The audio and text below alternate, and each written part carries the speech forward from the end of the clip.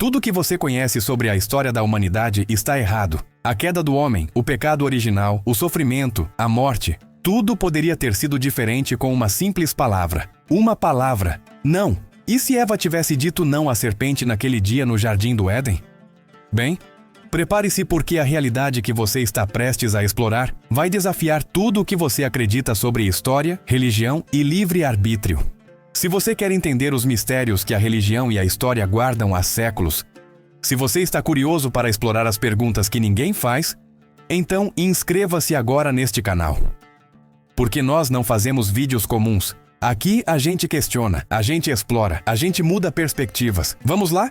Para a gente entender essa questão fascinante, precisamos voltar ao cenário original.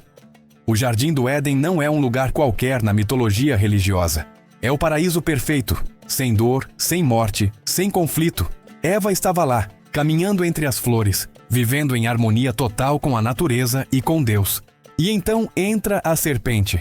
Agora, vamos ser honestos. A serpente não força nada. Ela oferece conhecimento. Ela diz que comer do fruto da árvore da vida vai abrir os olhos de Eva, que ela vai ser como Deus, que ela vai entender bem e mal. É uma oferta sedutora, certo? É conhecimento. É poder. É libertação. Mas e se naquele momento Eva tivesse olhado para a serpente nos olhos e dito, não? Simples assim, 3 letras, uma recusa. A história mudaria, o mundo inteiro mudaria. Primeiro, vamos pensar no impacto imediato. Se Eva tivesse dito não, Adão continuaria na ignorância também. Porque Adão comeu o fruto porque Eva o ofereceu. Ele não tinha motivo próprio para questionar Deus. Sem o fruto, sem a desobediência, sem o pecado original. Isso significa sem queda da graça, sem expulsão do jardim, sem morte. Pense bem, se o pecado original nunca tivesse acontecido, qual seria a narrativa da humanidade? Não haveria culpa original passada de geração em geração. Não haveria a necessidade de redenção. Não haveria sacrifício. Não haveria Jesus na cruz. A religião cristã como a conhecemos simplesmente não existiria. Não como entendemos hoje. E aqui fica interessante. Sem o pecado original, sem a expulsão do Éden, seríamos eternos. Seríamos imortais? A imortalidade era uma característica do paraíso que foi perdida. Se nunca a perdêssemos, seríamos imortais por design. E isso traz questões filosóficas profundas sobre o que significa ser humano. Seríamos realmente livres em um paraíso eterno? Ou seríamos apenas prisioneiros de um mundo estático? Mas aqui vem a pergunta que ninguém quer responder. Se Eva tivesse dito não, isso significaria que ela realmente tinha escolha? Ou tudo estava predestinado? A teologia cristã debate isso há séculos. Se Deus é onisciente, se Ele sabe de tudo, de todos os futuros possíveis, então Ele sabia que Eva comeria do fruto. Ele sabia. Então ela realmente tinha livre-arbítrio? Ou estava seguindo um roteiro que Deus já conhecia? Se Eva tivesse dito não, seria porque ela escolheu? Ou seria porque Deus quis que ela escolhesse? Vamos mais longe. Existem teólogos que argumentam que o pecado original foi permitido por Deus, que ele fazia parte de um plano maior. Se é verdade, então Eva nunca teve a real opção de dizer não. Era tudo destino. Mas e se não era? E se pela primeira vez ela realmente tinha livre-arbítrio total? E se naquele dia o universo inteiro dependia de uma escolha genuína dela? Isso muda tudo. Porque significa que Deus corria risco, que havia possibilidades, que o futuro não era gravado em pedra. Vamos imaginar, vamos construir esse mundo onde Eva diz não. Gerações se passam, Adão e Eva continuam no Éden, junto com seus filhos. A humanidade cresce, mas dentro do paraíso, sem doença, sem morte, sem violência, porque sem conhecimento de bem e mal, sem pecado, sem inveja. Seria uma civilização completamente diferente. Sem ganância, porque não há morte e, portanto, não há necessidade de acumular.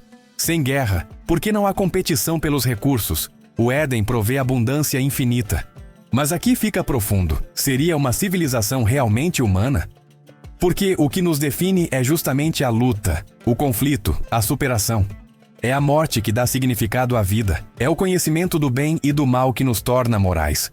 Sem isso, seríamos vegetais eternos. Perfeitos, mas vazios. Felizes, mas sem propósito. Talvez, e essa é uma perspectiva religiosa profunda, talvez Eva tivesse que dizer sim. Talvez o sofrimento fosse necessário. Talvez o conhecimento, apesar de suas consequências, fosse o preço que pagávamos por nos tornarmos verdadeiramente humanos, verdadeiramente livres. O pecado original não seria um erro cataclísmico, seria uma queda necessária, uma transição de inocência para a consciência. Se Eva tivesse dito não, toda a arte, toda a música, toda a literatura ocidental seria diferente. As maiores obras de toda a humanidade exploram o tema da queda, da redenção, do sofrimento. O Inferno de Dante, o Paraíso Perdido de Milton, a Divina Comédia. Tudo isso não existiria. A civilização cristã que moldou a Europa, que moldou o mundo ocidental, que gerou a ciência moderna, a democracia, a tecnologia que você usa agora, tudo isso nasceu do pecado original. A necessidade de salvação levou à busca por conhecimento, por entendimento, por progresso. Sem o pecado, talvez estivéssemos ainda no Éden, eternamente inocentes, eternamente ignorantes, eternamente não evoluídos. Mas isso também levanta uma questão moral. A queda da humanidade foi um preço justo pelo progresso, pela consciência, pela liberdade? Ou será que, se Eva tivesse dito não, teríamos evoluído de outra forma? Teríamos mantido nossa inocência e adquirido conhecimento? Teríamos ganho consciência, sem ganhar culpa? Diferentes religiões e correntes de pensamento oferecem respostas fascinantes para isso. A tradição católica via o pecado original como um felix culpa, uma culpa feliz, porque sem o pecado não haveria necessidade de redenção, e sem redenção não haveria Cristo. Então, o pecado, apesar de horrível, era parte de um plano divino mais amplo. A tradição protestante questionava: se Deus é onipotente, por que criou a serpente? Por que criou a árvore? Por que colocou a tentação lá? A filosofia judaica explora: o conhecimento que Eva ganhou era intrinsecamente mau? Ou era mau apenas porque foi obtido de forma desobediente? E fora do cristianismo, outras religiões não têm nem mesmo esse conceito. O hinduísmo não vê a existência material como uma queda, mas como um ciclo. O budismo não vê o conhecimento como pecado, mas como o caminho para a iluminação. Então, quando a gente pergunta, e se Eva tivesse dito não? A gente está realmente perguntando, qual seria a natureza da existência humana em diferentes sistemas de significado? E aqui eu quero ser bem sincero com você. Essa pergunta não é só teológica, ela é profundamente pessoal, porque cada um de nós, em algum momento de nossas vidas, enfrenta uma serpente, uma tentação, um conhecimento que pode nos ferir, uma escolha entre segurança e crescimento, entre inocência e consciência. E a verdade é, às vezes o não é a resposta correta, às vezes o não nos protege, mas outras vezes o sim, ainda que nos machuque, é o que nos faz realmente vivos, realmente humanos. Eva teve que lidar com essa escolha. Nós temos que lidar com ela constantemente. A diferença é que Eva não sabia as consequências. Nós sabemos. Nós temos a história dela como referência. E ainda assim, todos os dias escolhemos. Dizemos sim a coisas que nos prejudicam. Dizemos não a oportunidades que poderiam nos salvar. Talvez a pergunta real não seja: e se Eva tivesse dito não? Talvez seja: e se eu disser sim aos momentos que realmente importam? E se eu tiver coragem de conhecer? A história de Eva, independentemente do que acreditamos religiosamente, nos convida a pensar sobre quem somos, sobre nossas escolhas, sobre o preço da consciência e o valor da inocência. Se Eva tivesse dito não, o mundo seria diferente. Seria melhor? Seria pior? Talvez a resposta seja que seria apenas diferente.